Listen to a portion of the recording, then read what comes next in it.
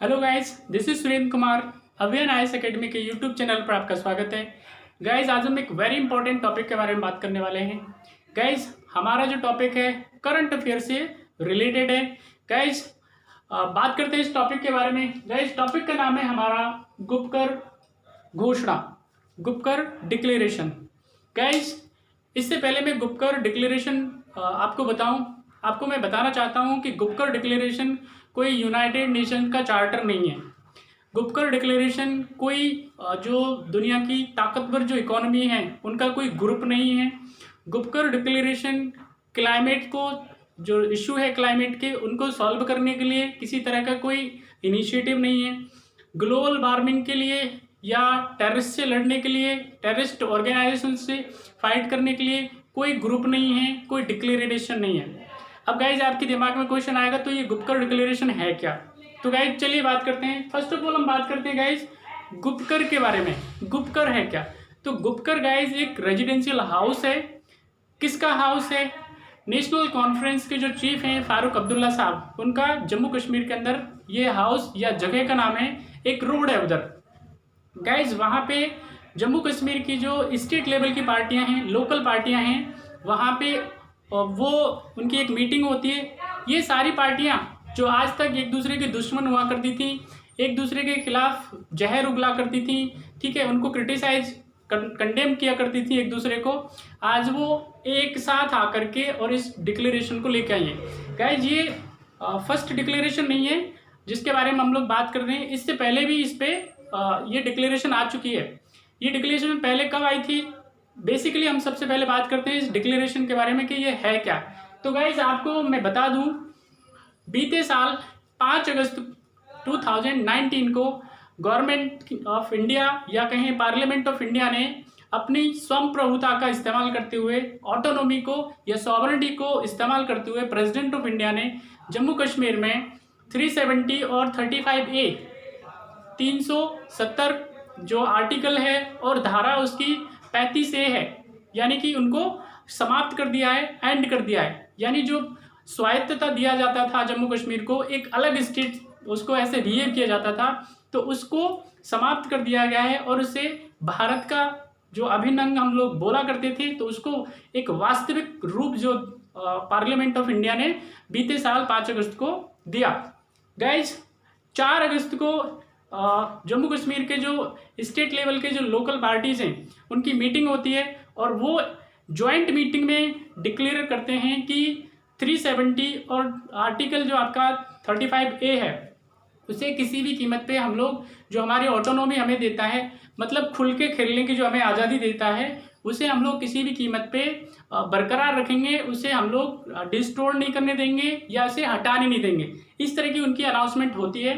तो गाइज अब जब गवर्नमेंट ऑफ इंडिया ने या पार्लियामेंट ऑफ इंडिया ने जब इस 370 और 35A को हटा दिया है और वहाँ पे विशेष तौर पे जम्मू कश्मीर को भारत का जो अभिन्न अंग है उसमें इसको एसिमिलेट कर लिया है, समाहित कर लिया है, तो ऐसे में ये डिक्लेरेशन अभी अगस्त माह में आई है, कुछ दिन पहले ही। तो गाइज इसके बाद ये क्या कहते हैं? ये कहते हैं कि जो आपके पास अनुच्छेद 370 है, आर्टिकल 370 है, और अगर बात करें हम लोग आर्टिकल 35A की, तो ये क्या है, इसको वापस से रिस्टोर करने की बात करते हैं, मतलब इसके जो पुनर्स्थापना की बात करते हैं, वापस से इसको रिस्टोर करने के लिए ये जो दल हैं वापस से आए। तो ये काफ़ी चिंतनीय है, सोचनीय है कि इस तरह की जो चीज़ें हैं, क्योंकि भारत का अभिन्न अंग है जम्मू कश्मीर और वो भी भारत के नागरिक हैं, तो इस तरह की जो हरकतें हैं या कहें कि इस तरह की जो घोषणाएं करके क्या प्राप्त करना चाहते हैं, क्या मैसेज देना चाहते हैं देश को, देशवासियों के प्रति, ठीक है। यानी कि इसका कहने का मतलब है जो देश की पार्लियामेंट है, संप्रभु पार्लियामेंट है, संप्रभु देश की, उसमें उनका यकीन नहीं है, उनका विश्वास नहीं है, राइट। तो वो इसको क्या कह रहे हैं, इसको असंवैधानिक बोल रहे हैं कि ये जो 370 हटाया गया है, 35A जो हटाया गया है, जो वहाँ पे विशेष तौर पे वहाँ के लोगों के लिए एक क्या करता था, स्वायत्तता देता था, मतलब एक अलग स्टेटस उनको देता था। वापस से मैं एक वर्ड इस्तेमाल करना चाहूँगा, खुलकर खेलने की जो आज़ादी था वो देता था। यानी 35A वहाँ पे प्रॉपर्टी की आज़ादी देता है। भारत का कोई भी नागरिक सिवाय जम्मू कश्मीर के नागरिक के वहाँ पे कोई प्रॉपर्टी नहीं खोल सकता, खरीद नहीं सकता, वहाँ पे कोई अपना जो इंस्टीट्यूशन है वो नहीं लगा सकता, वहाँ पे प्रॉपर्टी में राइट नहीं होता। तो प्रॉपर्टी में जब राइट नहीं होता तो कोई भी कैंडिडेट वहाँ पे जाकर के क्या करेगा, ये ऑटोनोमस सी बात है। गाइज अगर हम बात करें इसके बारे में तो वो क्या चाहते हैं कि ये 370 को रिस्टोर करना चाहते हैं, यानी वापस से लेकर आना चाहते हैं। और इसी के लिए वो मूवमेंट है, वो कह रहे हैं कि आने वाले जो भी हम जब तक ये नहीं होगा तब तक हम लोग उसके लिए लड़ते रहेंगे। तो गाइज उसके बाद वो क्या कहते हैं नेक्स्ट इस मीटिंग के अंदर, वो कहते हैं कि हमारे बिना हमारे बारे में कुछ भी नहीं। अगर हम बात करते हैं आपके पास नेशनल कॉन्फ्रेंस के चीफ की, उसके बाद हम बात करते हैं पीडीपी चीफ की, या इसके अलावा और जो पार्टियां हैं वहाँ पे लोकल लेवल की पार्टी, तो वो क्या करते हैं, वो कहते हैं कि हमारे बिना हमारे बारे में कोई कुछ नहीं है। अभी तक इसका मतलब मैं बता देता हूँ गाइज आपको कि अभी तक जो भी पार्लियामेंट एक्ट लेके आती थी, पार्लियामेंट में जो कानून बनता था और उसको ऑल ओवर इंडिया में इम्प्लीमेंट कर दिया जाता था, सारे स्टेट लगभग उसको आगे पीछे कर देते थे।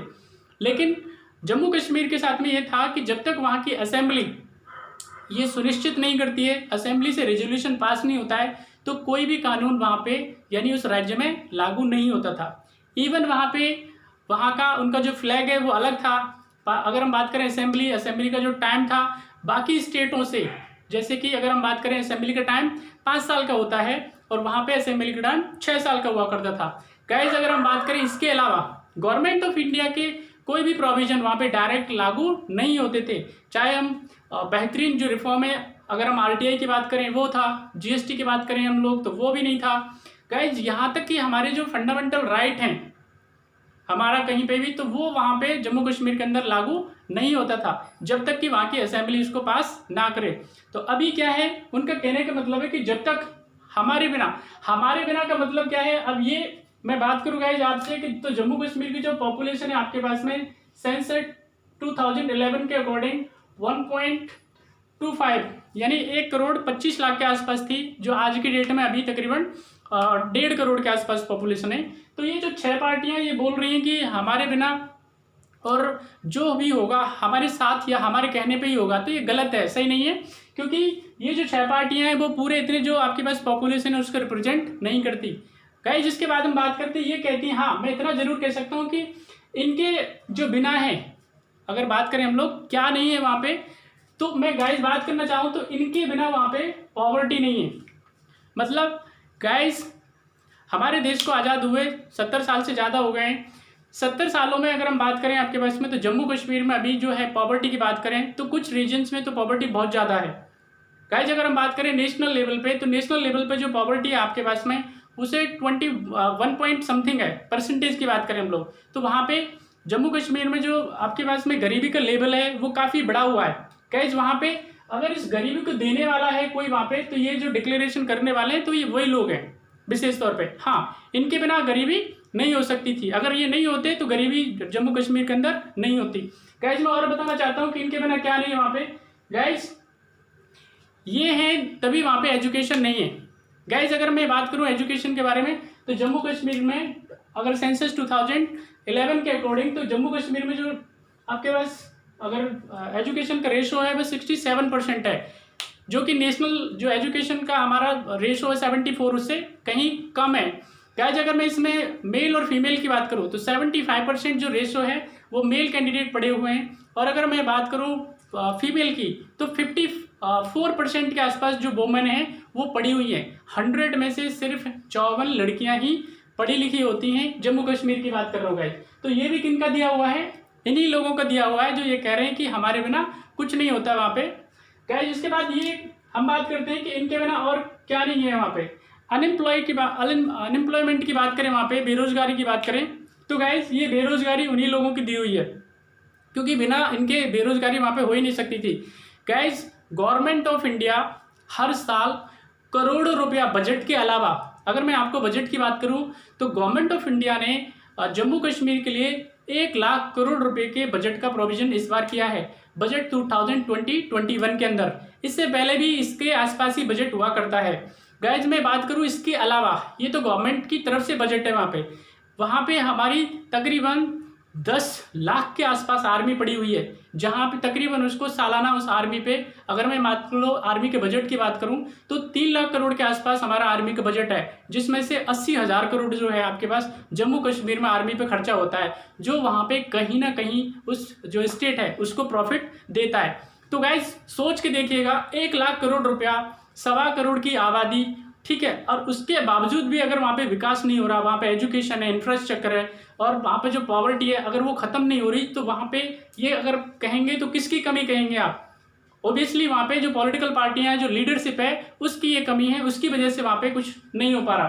गाइज इसकी बात करता हूँ मैं कि इनके बिना क्या नहीं है वहाँ पे। तो गाइज अगर वहाँ पे हैं, अगर इनके बिना की बात करूँ तो गाइज वहाँ पे टेररिज्म नहीं है, क्योंकि ये हैं वहाँ पे तभी टेररिज्म है, क्योंकि ये आप कितने सारे रिपोर्ट्स आती हैं, देखते हैं आप वहाँ पे। मैं पर डे के हिसाब से आप लोग न्यूज़ देखते हैं, विशेष तौर पे आजकल वहाँ पे अगर हम बात करें तो बीजेपी के लीडरों को टारगेट किया जा रहा है, राइट। पर डे के हिसाब से न्यूज़ आती है, बीजेपी के कितने सारे सरपंच हैं वहाँ पे मारे गए हैं। तो टेररिस्टों को क्या लेने देना होता है सरपंचों से? उनको कौन प्रमोट करता है, विशेष तौर पे अगर हम बात करें? और सिर्फ बीजेपी के जो सरपंच हैं, या वहाँ पे अगर हम बात करें लीडर्स हैं, या वहाँ पे यूथ जो वर्कर्स हैं, उन्हीं को क्यों टारगेट किया जाता है? तो कहीं ना कहीं गाइज ये इनको एक सह है, इनको प्रमोशन मिलता है, जिसकी वजह से इनकी हिम्मतें बढ़ जाती हैं। बाकी पार्टियों के लीडरों को क्यों टारगेट नहीं किया जाता? तो गाइज ये क्वेश्चन मार्क है, यानी कि टेररिज्म जो है आपके पास में इन्हीं से पलता है, यही उनको पालते हैं और यही अपने मतलब के लिए इस्तेमाल करते हैं। बाकी जनता से कोई लेना देना इनको नहीं होता। जनता अपनी हार्डवर्क करती है, किसान अपनी मेहनत करके और खेतों में रात दिन काम करके ग्रेन उपजाता है, और ये सिर्फ बैठ के आराम से एसी में रहते हैं। इन्हें कोई लेना देना नहीं होता जनता से, 1% जनता से लेना देना नहीं होता। तो टेररिज्म से जनता कितनी परेशान है वहाँ पे। गवर्नमेंट ऑफ इंडिया ने 10 लाख सोल्जर्स को वहाँ पे डिप्लॉयड किया हुआ है, ऑल ओवर इंडिया में और भी कहीं डिप्लॉयड किया जा सकता है। बावजूद उसके वहाँ पे जो टेररिज्म की जो घटनाएं हैं वो कम नहीं हो रही है। साल में हमारे तकरीबन 5500 से ज़्यादा सोल्जर्स हैं वहाँ पे, वो मारे जाते हैं। तो गाइज वो भी किसी के बच्चे होते हैं, वो भी किसी के माँ बाप होते हैं, उनकी भी फीलिंग होती है, बहुत सारी चीज़ें उनके साथ में होती हैं। तो वहाँ पे क्यों आप पर डे के हिसाब से देखते हो, रोजाना 4, 5, 10 पर डे के हिसाब से टेररिस्ट वहाँ पे मारे जाते हैं। तो वो कहाँ से आते हैं? कौन बुलाता है उनको? कौन उनको इस तरह से शेल्टर प्रोवाइड करता है? किसकी हिम्मत पे वो आते हैं? तो गाइज ये जितनी भी पॉलिटिकल पार्टियां हैं उधर की तरफ, अगर ये चाहती हैं, ये कभी भी टेररिस्ट के खिलाफ नहीं बोलती, ये कभी भी टेररिज्म के खिलाफ नहीं बोलती।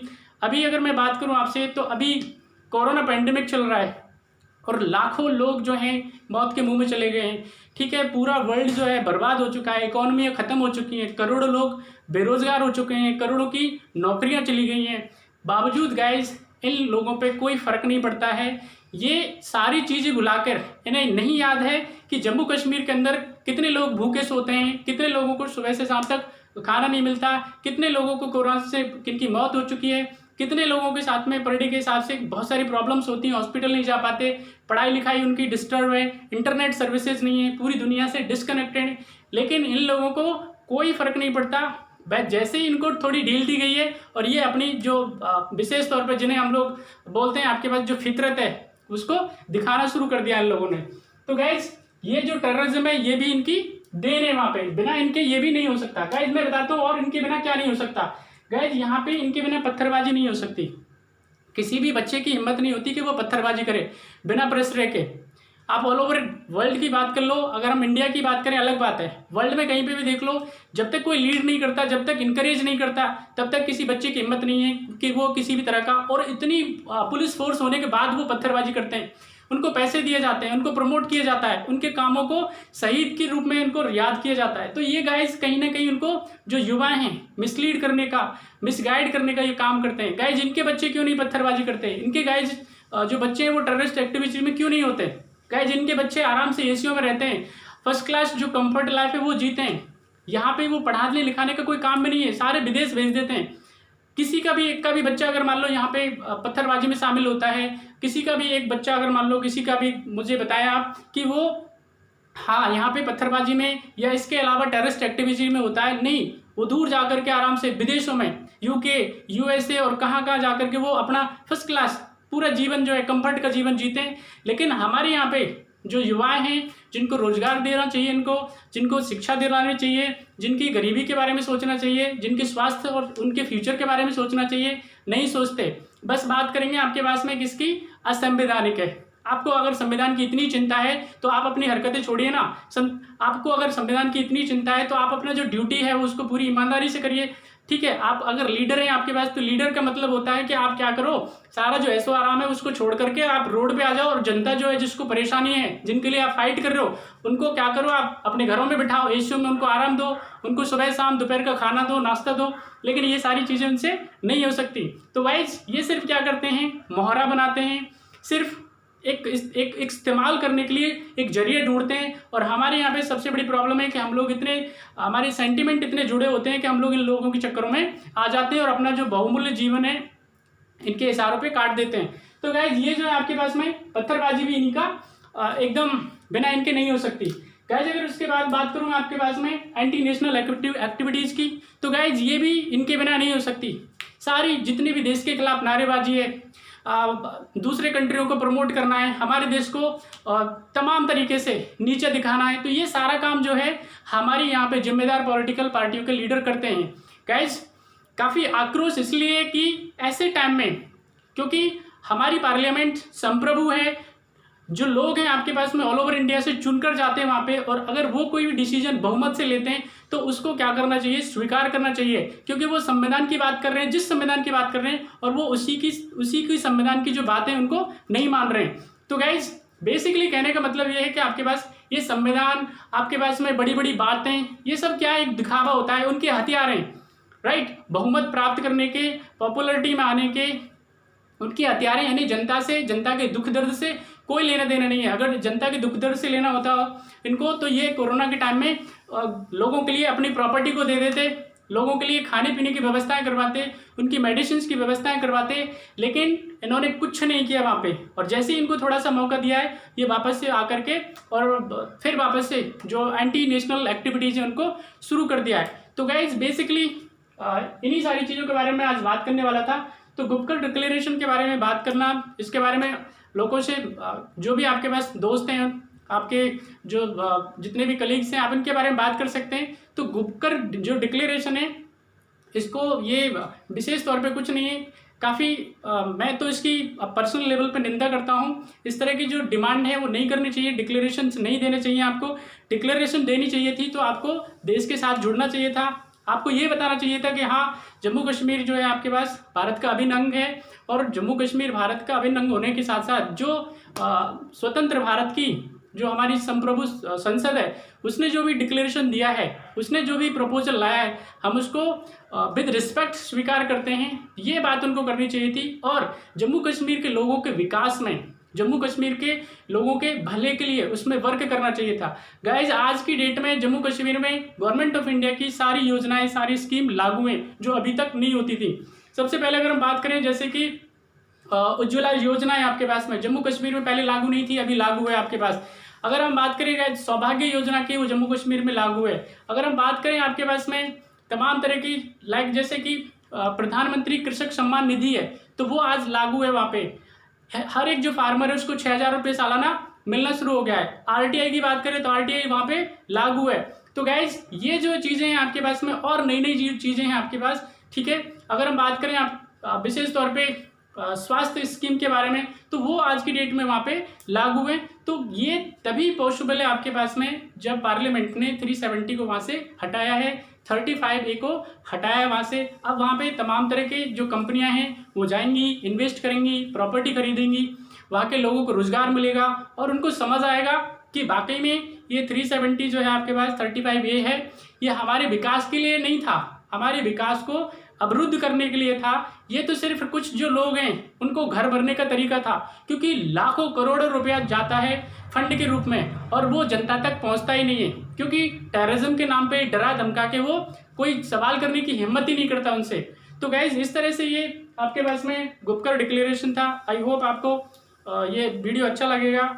आपको अगर अच्छा लगता है तो आप इसे अपने फ्रेंड हैं उनके साथ में शेयर कर सकते हैं। इसे अगर कोई भी आपको इंक्वायरी है, कुछ पूछना चाहते हैं, तो आप कमेंट बॉक्स में मेरे से पूछ सकते हैं। और अगले वीडियोज़ के लिए अगर आप मुझे कोई टॉपिक सजेस्ट करना चाहते हैं तो वो मैं उस पर भी वीडियो बनाने के लिए तैयार हूँ। तो चलिए गाइस, अगले वीडियो में मिलते हैं, तब तक अपना ख्याल रखिए और ऐसे जो लोग हैं इस तरह की जो घोषणाएं करते हैं उनसे दूर रहिए, उनके झांसों में ना आइए। Thank you so much.